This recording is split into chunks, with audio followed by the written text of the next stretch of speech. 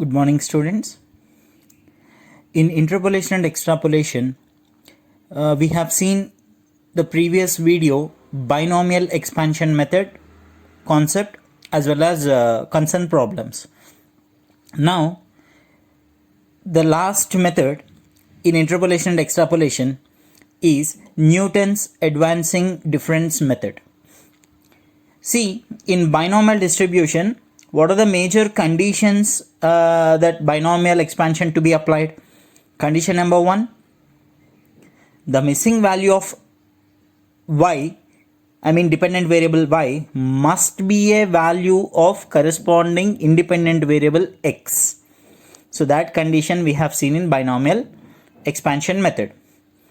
At the same time, the common difference in independent variable x must have been followed. Now, see, in binomial expansion method, clearly the table shows which value is missing and the missing value is corresponding to particular x. So then only we can identify that this problem could be solved using binomial expansion method. Now, Newton's advancing difference method, how to identify?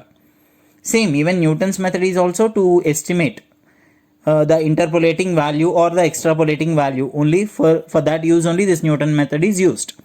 But what is the difference between binomial expansion and the Newton's is, in the binomial expansion, the missing value will be clearly shown in the table, isn't it? Together, both interpolation and extrapolation, the missing values are being shown in binomial expansion method, and the missing value is exactly corresponding to particular x. But where in Newton's method, in the table, missing value will not be shown. Blank will not be there. For example, see this just introduction, I'll see later, I'll show you the example. This method is applicable in those cases where the independent variable x increases by equal intervals. Same thing as we observed in binomial expansion, there must be a common difference among independent variable x and there must be a sort of increasing order with equal intervals. The same condition will be applied even in Newton's method. Common difference must be there and it should be a sort of increasing order, right, with equal intervals. So the same concept even in Newton's method also will be observed. But condition number 2, the missing must be the value of x. I said no, that point not necessary to observe in Newton's advancing method. See, in binomial expansion, it is not necessary that the value of y which is missing, which is to be interpolated corresponding to one of the given values of x, means that missing of y must be a value of x, how we said in binomial expansion. The same way in Newton's advancing difference method, that is not at all necessary. That way missing also need not be shown, and particular missing of y must be value of x also not necessary. So I'll show you the example for this now. Look at here. So this is the example. X and y values are given both. Now here, could you observe any of the value is missing here? No. Right? And please observe the x. It will be in a increasing order. At the same time with equal intervals. If you observe it, 5, 10, 15, 20, 25 and 30. So equal intervals were there, isn't it? And now see the y. Any value is missing? All the values are clearly given. Now what is to be interpolated now? Down you see the question here. We can interpolate the value of y for x equals to 12. Can you see anywhere here 12? So in the given data, 12 is not there. So that 12, where it lies? Between 10 and 15, right, in between this. And 22 also, where it is 22? In between 20 and 25. Here also we can observe. So the Newton's difference method will be observed based on two conditions. Condition number 1, which will be followed like a binomial expansion, the common difference with equal intervals, right, and it should be a sort of increasing order. And condition number 2, the missing of y may not be the value of particular x in here, whatever it is given in the question. So that means x12 it is asked to be interpolated, but in the table 12 nowhere we have seen, right? Nowhere can see that. 5, 10, 15, 20, 25, 30, but 12 comes in between 10 and 15. But we can estimate even in between intermediate values also in Newton's advancing method. But where in binomial expansion, it is not at all possible. Because binomial expansion, the condition which is to be followed is the missing of the missing of y must be a value of x. So x is known value there, y is unknown. Here x is also unknown because the value where it is in the table. So 12, actually in the given information 12 is nowhere found. In between 10 and 15 it comes. Even we too want that in between 10 and 15 12 value of y only. You got my point? So we can interpolate the value of y for x equals to 12, not only 12, x equals to 13 you can calculate, x equals to 14 you can calculate, x 16, 17, 18, 19 you can calculate, x 21, 22, 23, 24 and 26, 27, 28, 29. So anywhere in between intermediate value I can say. Okay, so if you observe the above example, like binomial expansion method, there is no missing term. So this is only one hint that this kind of problems Newton should be applied to estimate or to interpolate the value. Clear?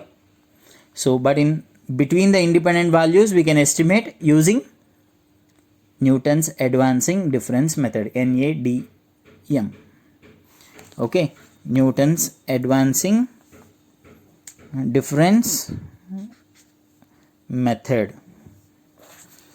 So this is how the problem is taken. Let us see few more things. Now coming to the formula of Newton's advancing difference method.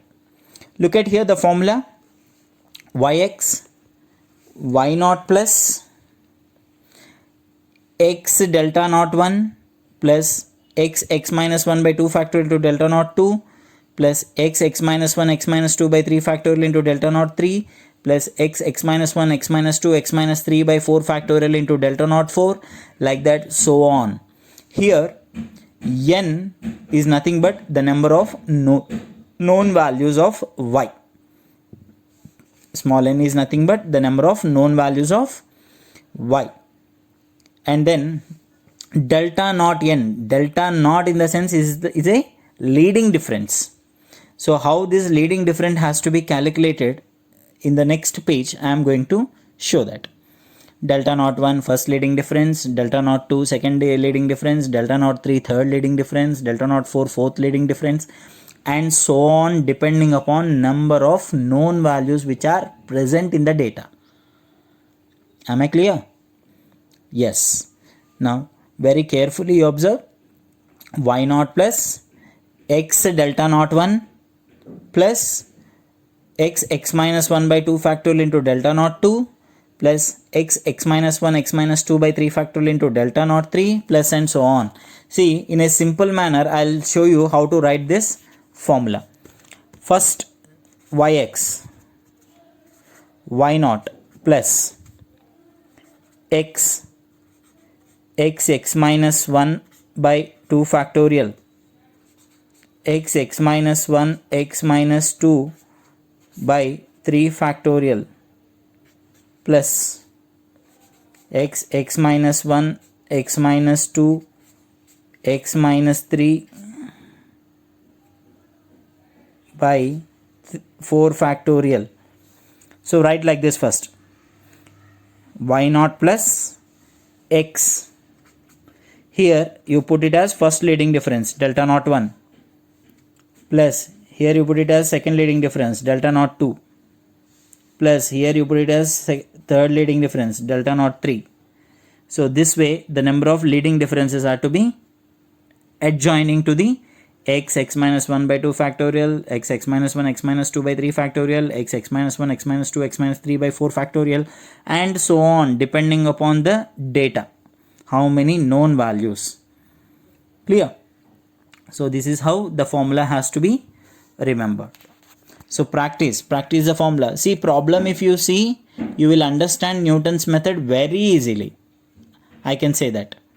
Okay, so let us see the problem now. Before going to the problem, I want to derive the terms now. Here y naught. So here y naught is nothing but the value of y at origin. So the initial first value of y, the at origin. So y naught is a value of y at origin. Next, yx is the value of y which is to be interpolated, which is to be calculated for the given value of x. Clear? Next, x should be obtained using the below formula, where that x, here you could see that x minus 1 by 2 factorial, x minus 1 x minus 2 by 3 factorial, and so on. What does it mean, this x? So let us see that x, how to write. Value of x which is to be interpolated minus value of x at origin divided by the common difference between adjoining values of x. So I repeat once again the formula of x.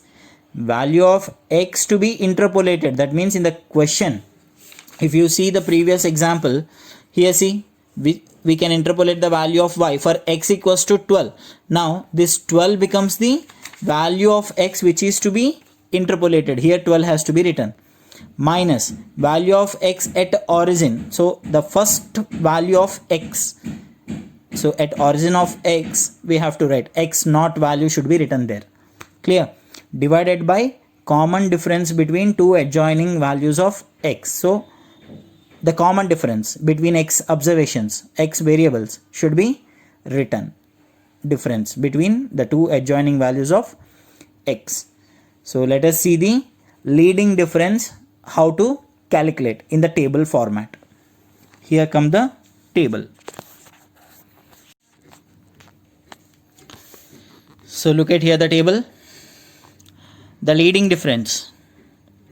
First x, x naught, x1, x2, x3, x4 and so on. So these are the independent variables. In the question, x and y values will always be given. In the previous example, if you see x and y values, so x values and y values will always be given. Next, first find out the first leading difference. See here we are doing forward leading differences. Forward leading differences in the sense 2 minus 1, 3 minus 2, 4 minus 3, 5 minus 4, 6 minus 5. So this way the forward to backward, the forward differences we are calculating here. See now, these two the given information, y1 minus y naught. Here we have to write, in between you write down 2 minus 1, that take it as first leading difference, delta naught 1, right? Next 2 minus 1, that becomes delta 1 1, because this is all delta 1 leading difference, so delta 1 is common. This is at 0 at 1, at 1, at 2, at 3. We are reducing this 4 to 3 and this 3 to 3. See, from 5, here actually not to 4. This becomes not to 3, and here it becomes not to 2. It becomes not to 1, and finally not. So this way, in a cross triangle shape, the leading difference table has to be calculated. Always forward leading difference. Remember this. Right? Always the forward leading difference. 1 minus 0, 2 minus 1, 3 minus 2, 4 minus 3. So the first leading difference will come. Next leading difference. 1 minus 0, 2 minus 1, 3 minus 2 here. Next again 1 minus 0, 2 minus 1. Here the leading difference. Again 1 minus 0, the single one. Unless it reaches the single one, just you go on subtracting the forward differences, you have to do it. Clear? So this way the calculation has to be done. This table is very, very important. Keenly you observe this one. y1 minus y naught. y2 minus y1, y3 minus y2, y4 minus y3. Again here, delta 1 minus delta naught, delta 2 minus delta 1, delta 3 minus delta 2. Again here, delta 1 minus delta naught, delta 2 minus delta 1. Again here, delta 1 minus delta naught. It reaches the delta naught. Just go on subtracting from the forward differences. So the first difference is what we are doing. No, this is all the leading difference. So let us see the note. Newton's formula should be used when the value to be interpolated is in the beginning of the data. So this is one point which is to be observed while solving the problems. Carefully you see this. Newton's formula should be used when the value to be interpolated is in the beginning of the data. The reason is that in the formula we take forward leading differences of the data.